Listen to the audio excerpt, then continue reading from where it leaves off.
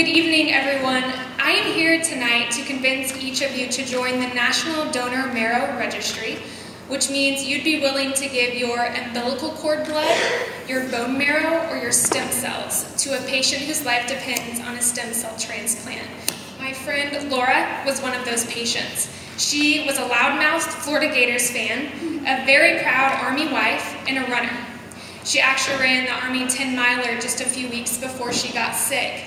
In November 2010, Laura went to the emergency room with a headache and a rash, and was shortly after diagnosed with a blood disease called MDS. Now, if you're a Good Morning America viewer, MDS may sound familiar to you because co-host Robin Roberts was also recently diagnosed with this disease. But Robin was lucky because her big sister is a match. And this means that Robin's stem cells and her sister's stem cells are genetically identical enough so that when Robin's sister's stem cells are injected into Robin's body will view them as its own.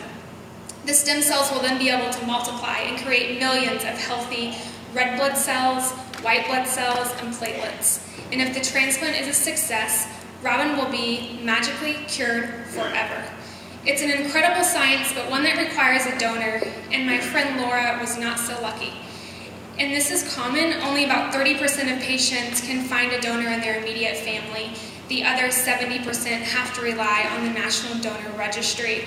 So it's especially important that as many people as possible are on that registry.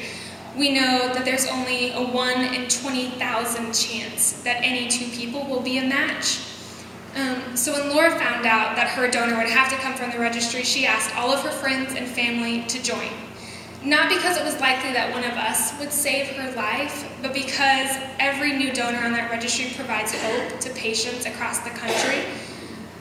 But when Laura asked me to join, I didn't. I didn't join, and it's something I regret very much.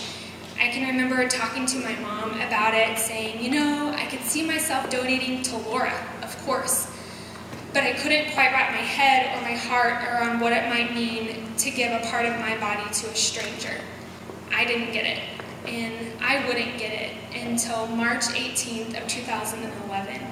On that day, my little brother was diagnosed with acute lymphoblastic leukemia. It was a devastating diagnosis. He's doing fine now.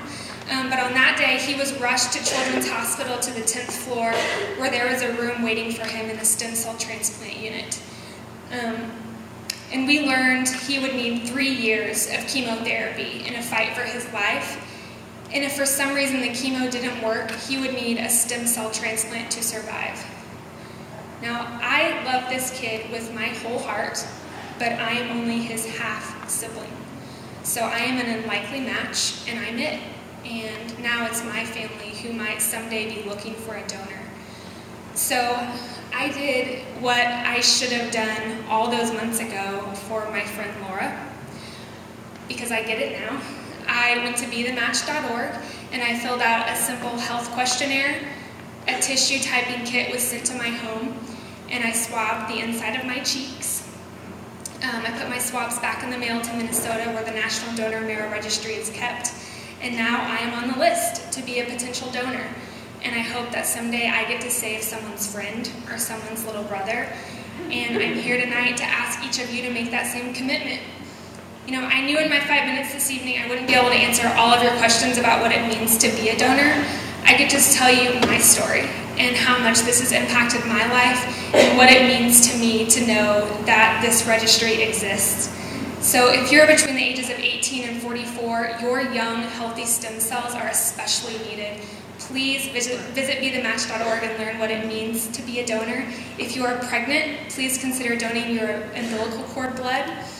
We know that there are over 10,000 patients every year who need a transplant, and only half will find a match. You know, I have been in a hospital room watching someone I love suffer, and half is not enough. Half is not nearly enough. So please go to BeTheMatch.org and learn how to save a life. Thank you.